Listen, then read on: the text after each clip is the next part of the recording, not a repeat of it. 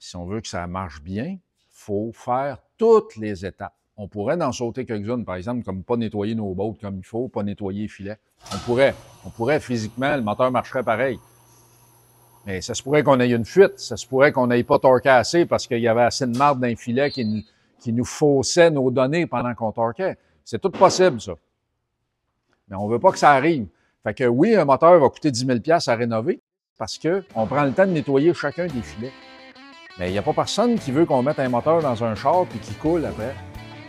Moi, le premier.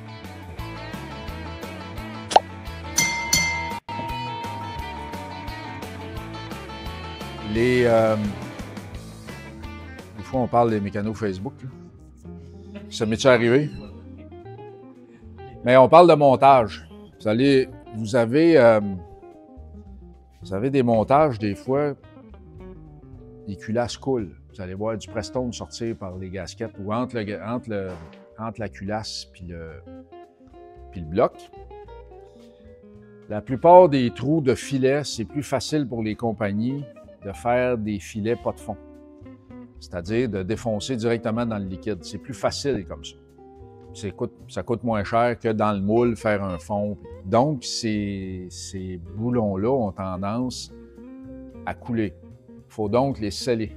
Ouais, bonne idée. Mais la plupart du temps, sont pas scellés correctement. Puis, on se ramasse avec des fuites, puis on se demande pourquoi. Fait que là, on va condamner le gasket.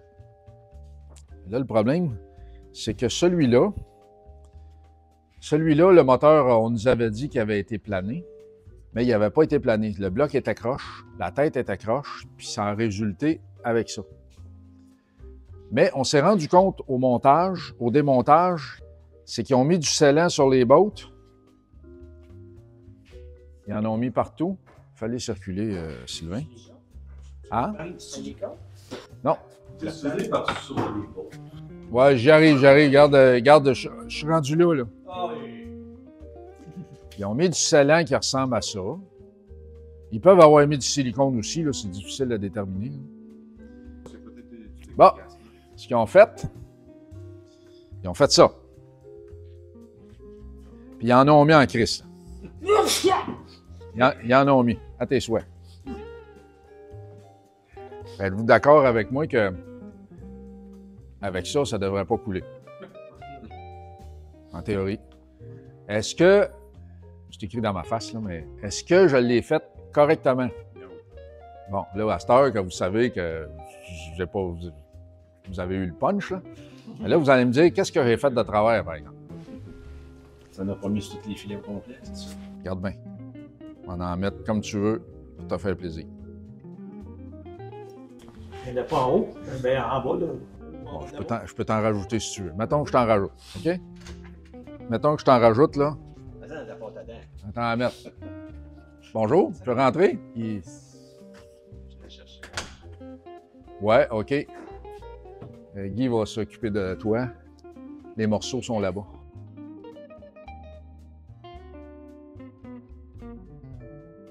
Là, j'en mets, là, tiens. Tiens, Sylvain. Y en a-tu assez, là? Mettons, je mets ça.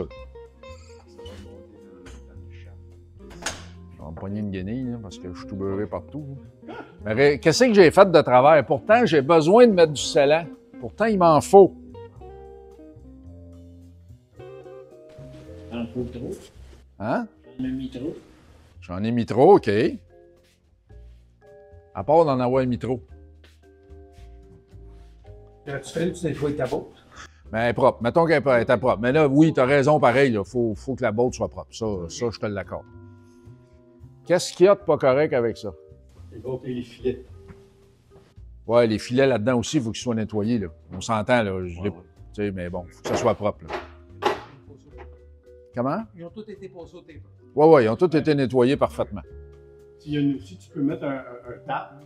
Un tap, c'est conçu pour faire des filets. Donc, l'extrémité, l'embout ici, il n'y a pratiquement pas de filet. Parce que tu commences à driller dans du métal. Donc, c'est plus stable que l'extrémité, il n'y a pas de filet. Donc, quand tu nettoies les filets, ton tap n'ira pas jusque dans le fond du trou. Dans certains cas, le trou, il n'y a pas de fond. Fait que tu ne seras pas capable. Fait qu'il y a un outil comme ça qui existe, qui est ni plus ou moins un boulon avec des fentes sur le côté. qu'on rentre ça dans le trou. La saleté sort par les petites fentes qu'il y a ici. Un peu de break cleaner, puis tu souffles ça à l'air. Comme ça, tu nettoies tous tes filets comme il faut. Pour que quand il va faire cette manœuvre-là, tu es sûr que ça va être propre. Puis aussi, quand il va te torquer, si tu as déjà de la saleté, tu as de la restriction avec ton boulon, ça va bousiller toutes tes données. C'est quand même long là, de faire ça. C'est pas tout le monde. Quand tu vas remonter un moteur, il faut que tu passes chaque trou fileté. Tu fasses tous les trous. Pour que sûr que ton bloc est vraiment propre pour le remonter. Oui, c'est ça. C'est pour ça que c'est long. Non, mais c'est ça. Puis tu sais, pourquoi c'est long, là? C'est pas nous autres qui prennent du temps, là. C'est pas nous autres qui est lent. C'est ça que je veux dire. C'est pas nous autres qui est lent. C'est lui ou le char ou le différentiel ou la transmission. Si on veut que ça marche bien, il faut faire toutes les étapes. On pourrait en sauter quelques-unes, par exemple, comme pas nettoyer nos bottes comme il faut, pas nettoyer les filets. On pourrait physiquement, le moteur marcherait pareil. Mais ça se pourrait qu'on ait une fuite, ça se pourrait qu'on n'ait pas torqué assez parce qu'il y avait assez de marde dans les filets qui nous faussait nos données pendant qu'on torquait. C'est tout possible, ça. Mais on veut pas que ça arrive. Fait que oui, un moteur va coûter 10 000 $ à rénover, Chris, parce qu'on prend le temps de nettoyer chacun des filets. Mais il n'y a pas personne qui veut qu'on mette un moteur dans un char puis qu'il coule après. Ben, moi, le premier. Fait que j'ai pas envie. Fait qu'on revient à ça. Là, j'ai fait plaisir à Sylvain, j'ai mis du scellant jusqu'en bas. Je t'ai fait plaisir, j'en ai mis tout le tour. Bon, là, j'ai fait plaisir à tout le monde. Qu'est-ce qui va pas avec ça? Vous savez, là, c'était pas une question d'avoir le punch ou de le garder pour la fin. Vous avez tous deviné que ça ne marchait pas. Qu'est-ce qui va pas avec ça? Je vous le dis tout de suite, le produit utilisé, c'est un excellent produit pour la job. C'est pas le produit qui est en cause. La quantité. C'est la façon de faire. T'en as trop. Ou tu ne les suis pas une fois glissé. Tu laisses sécher avant d'installer. C'est de la colle contact. Non, pas ça. Mais une fois que tu vas glisser, ça va déborder, il faut que tu le l'essuies. Ça va déborder où? Dans la canalisation. Non, mais là, il y en a jusqu'au bout, au bout. Non, mais il glisse. Vous avez tout eu ça dans vos mains tantôt? Quand ça a été vissé, là je pense que j'ai pris le bon. Ouais, je pense que j'ai pris le bon.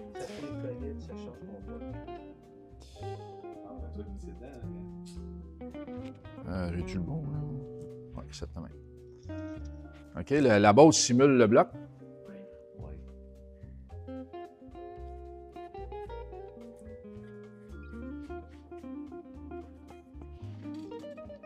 Toute la boîte est restée en haut du bloc moteur.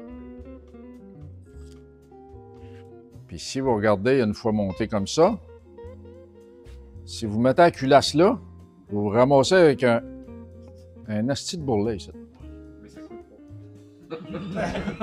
Lui, non, regarde, il est coulant en crise. Lui, là, on a une vidéo de ce char-là, de ce moteur-là. Il crachait du Prestone par l'exhaust, mais il crachait comme un boyau d'arrosage, puis on voyait le radiateur descendre de même. Ouais. Curieusement, si vous regardez ce joint-là par rapport à lui, il n'a pas cassé dans une passe de liquide de refroidissement. Curieusement. Puis là, on n'a pas fini de discuter avec ça, là, mais qu'est-ce qu'on a fait de travers finalement avec notre boat et notre scellant? À peine, il faut que tu mettes un film. On n'a pas mis à la bonne endroit le composant de scellé. OK, c'est intéressant. Pourquoi tu dis ça? Puis où tu le mettrais? Parce que au fond, si on voudrait sceller au fond du bol, Ouais. ça prendrait quelque chose qui resterait au fond. C'est ça. C'est ça. Le scellant après la botte, c'est une erreur. C'est le scellant dans le bloc. Je vous dis pas de ne pas en mettre une petite lichette, là, genre comme ça, là. Juste pour dire, pour être sûr que ça va s'amalgamer avec les filets. Ça, vous la vissez votre boat comme ça.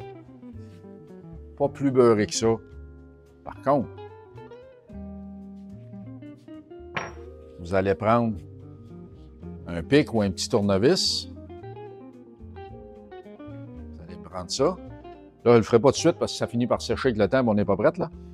Mais vous allez beurrer votre filet en dedans. Vous avez vu que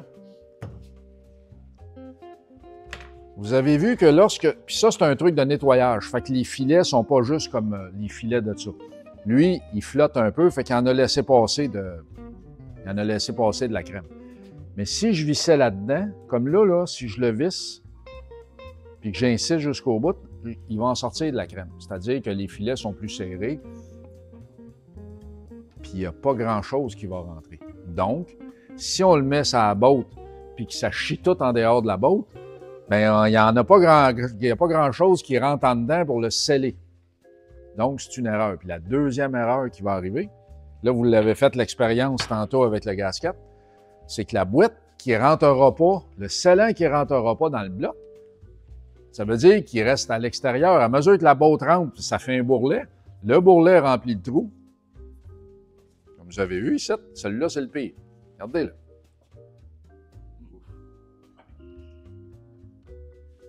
Ça va faire comme un peu un washer parce que ça ne se comprime pas. Et puis, le gasket ne sera pas bien pincé. Puis, on en a la preuve ici. Regarde, il commençait à couler là, il commençait à couler là, il commençait à couler là, là. Ce gasket-là, malgré le torque sur la botte, le torque sur la botte, la boîte qu'il y a là, a fait comme si on mettait un washer plus épais que le gasket. Fait que le gasket n'était pas bien pincé. C'était écrit dans le ciel que ce moteur-là ne pouvait pas continuer. Assembler de cette manière-là, c'est rapide en esti, là. C'est rapide. Tu prends toutes tes bottes, tu mets du scellant là-dessus, tu torques ça là au gun à la limite, là, puis bonjour, la tête est mise là-dessus. Moi, ça va me prendre 3 heures mettre ça. Parce que je vais nettoyer chacun des filets. Je vais m'assurer que le bloc soit droit. Je vais m'assurer que le gasket soit correct. On y met un petit film de scellant en spray là-dessus parce que c'est pas un modèle en papier, là, c'est correct. Puis après ça, je vais les torquer dans l'ordre, dans la séquence, puis je vais tout mettre la pâte à la bonne place. Moi, ça va me prendre 3 heures mettre la culasse là-dessus. Il y en a d'autres, ça peut prendre 15 minutes. Fait que moi, j'aime mieux prendre 3 heures. Oui, 3 heures, c'est plus que 300$. Puis là, vous voyez le montage là, avec la boîte qu'ils ont mis là? Regarde, celui-là, c'est le pire. Fait que forcément, le gasket, t'as pas pincé, lui. Parce que la culasse puis les bottes, ça cotait sur le trop de scellant qui avait été mis après les filets. Dites-vous bien que si les filets, il faut qu'ils soient serrés sur la botte. Sinon, la botte, comment je dirais bien, la botte, vous ne serez pas capable de tenir rien, ça va déchirer, ça va stripper. Bon. Pensez à quand vous scellez quelque chose. Puis là, on est dans le système de refroidissement, parce que ça fait partie du système de refroidissement. Si c'est pas bien étanché, vous allez avoir des fuites, là. Pensez tout le temps dans quel sens arrive votre liquide que vous voulez éviter qu'il coule. Il arrive d'où? Sur un moteur, c'est assez facile. Des fois, c'est les transmissions, parce que les transmissions, tu vas avoir des fois, dans certains cas, transmissions manuelles, des fois, ils ont des drôles de montage, puis des fois, tu as un boulon dans d'autres choses, puis en tout cas. Mais tout ça pour dire, dites-vous bien, vous voulez que le liquide s'échappe d'où? Fait que si vous avez votre trou ici, votre trou fileté,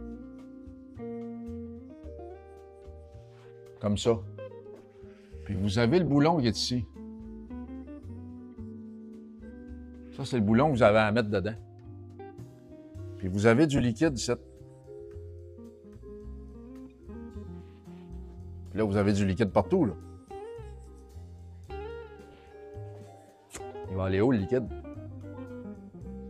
Il va aller où il y a une chance, c'est-à-dire qu'il va s'essayer de se sauver par là. Fait que si vous mettez votre scellant ici, comme ça, vous vous assurez qu'il y en a tout le tour, qu'est-ce qui va arriver?